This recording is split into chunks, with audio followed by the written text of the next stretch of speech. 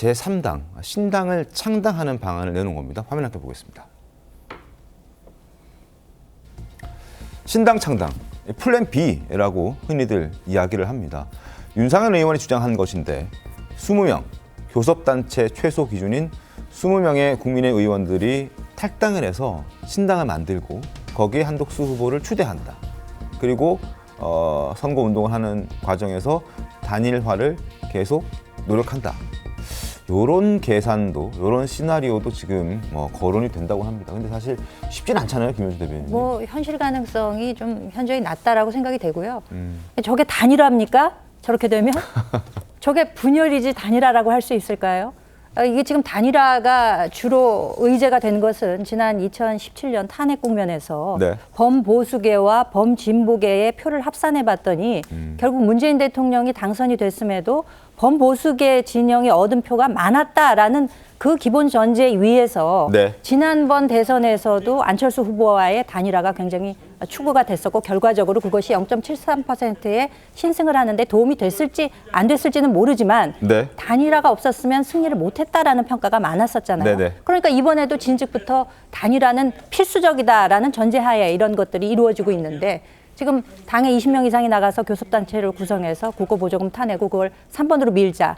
이런 뭐 상상력 차원에서는 박수를 쳐드릴 수 있겠습니다만 이게 과연 단일화냐라는 것에 대한 의문을 제기하지 않을 수 없는 거죠. 그렇죠. 그리고 지금 전에 말씀해 주셨던 것처럼 지난 2017년 박근혜 전 대통령 탄핵 국면에서 보수 진영이 이렇게 서로 세 부류로, 세 진영으로 나뉘면서 아쉬웠던 부분들이 있었습니다. 그런 부분들을 아쉽다라고 평가하는 사람들이 꽤 많았습니다. 영상 그래픽 저희가 보여드릴 텐데 보면서 설명을 더 드리겠습니다. 지난 19대 대선 때 떠올려 보시면 문재인 민주당 후보가 대통령으로 당선이 됐는데 41.1%였습니다. 득표율이. 그리고 홍준표 한국당 의원, 그리고 한국당 후보, 안철수 후보, 유승민 후보 합치면 52.2%가 되는 거죠.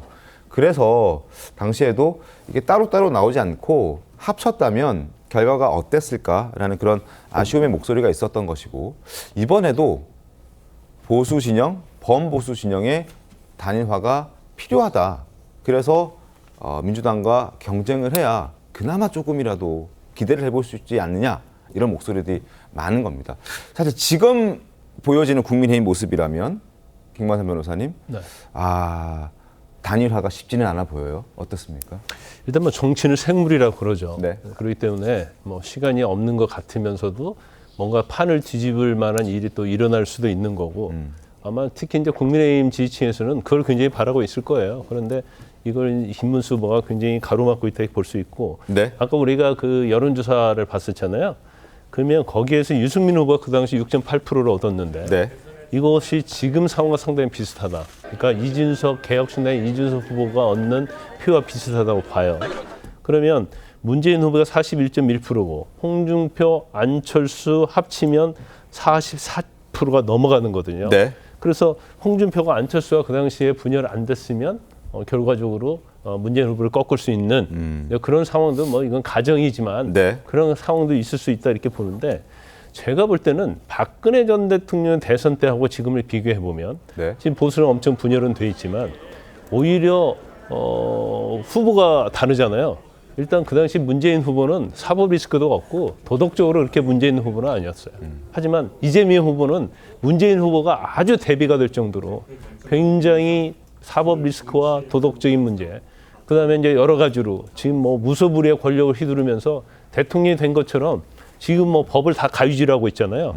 그러면 이 정도의 후보라고 한다면 보수가 단일 대우로 결집을 한다고 하면 경쟁력 후보가 나간다고 한다면 제가 볼 때는 이걸 꼭 비관적으로 볼 건 아니다. 저는 그렇게 봐요. 지금 한 달도 안 남아 있어요. 20일 이쪽 저쪽 남아 있지만 판은 어떻게 또 뒤집어질 수 있는 거고. 네. 그다음에 어떻게 보면 보수 측의 어떤 후보 자체가 도덕적으로 여러 가지 결함이 없는 후보가 간다고 하면 제가 볼 때는 충분히 승산 있는 싸움이라고 봐요. 네. 그런데 우리가 보통 그러잖아요. 진보는 분열로 망하고 보수는 부패로 망한다고 하는데 어떻게 이번 대선은 이제 거꾸로 된 겁니다. 네. 완전히 거꾸로 됐다고 봐요. 그래서 이제 이 보수의 분열이 이제 어떻게 마무리가 될지 이제 그 부분에 따라서 대선의 결과는 좀 달라질 수 있다. 저는 그렇게 봅니다. 알겠습니다. 당원들의 목소리도 단일화를 원하고 있습니다. 저희가 준비한 또 그래픽 함께 보시죠. 국민의힘 전당원 여론조사 단일화 필요하다 82.82%, 필요하지 않다 17.18%. 시점은 언제가 좋냐? 바로 11일 이전 86.7%, 11일 이후에도 괜찮다 13.3%입니다. 빨리 후보 등록하기 전에 단일화하는 게 필요하다라고 당원들, 국민들이 요구하고 있는 겁니다. 조계명 의원님 어떻게 보셨습니까? 저런 요구는 뭐 당연히 있겠죠. 그나마 이 본선에서 승부를 해보려면 단일화밖에 답이 없다라고 생각할 수밖에 없고 당원들은 이제 그런 요구를 할 수밖에 없는 상황이긴 한데 저는 이미 그런 기대를 통해서 본선의 경쟁력을 갖는 상황은 기대하기 어려운 상황이 돼버렸다고 보고요. 네.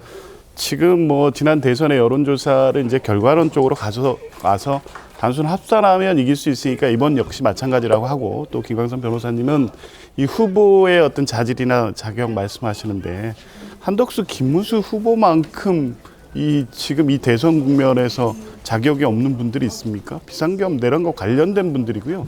정치적으로 그리고 대통령으로서의 자질 검증이 안 된 분들입니다. 네. 굳이 또 이 범죄 경력을 하면 김문수 후보 경선 과정에서 여러 번 비판받으시던데요. 이재명 후보에 대한 사법 리스크나 이런 것은 윤석열 전 정권에서 만들어진 겁니다. 이걸 가지고 이렇게 단순하게 비교할 바는 아니고 그것들이 최근에 여론에 다 반영되어 있는 거고요. 단일화 과정을 아무리 잘했다고 해도 네. 사실은 이번 선거는 될 수 없는 선거고 결국 국민들의 선택은 그렇게 갈 것이 예정된 선거였습니다. 그나마 단일화라든가 또 경선 과정에서 이번 비상계엄 내란에 대해서 보수 세력이 스스로 자성하고 국민에게 어떤 미래를 보여줄지 이런 얘기를 했다면 네. 그나마 의미 있는 승부가 됐을 텐데 이제 그런 과정도 전혀 없었기 때문에 네. 지금 와서 단일화를 한다 한들 뭐 이미 가능성이 없는 얘기입니다만 빅텐트든 어떤 방식의 연합을 한다 한들 국민들의 선택을 받기는 어려운 상황으로 계속하고 있다고 봅니다.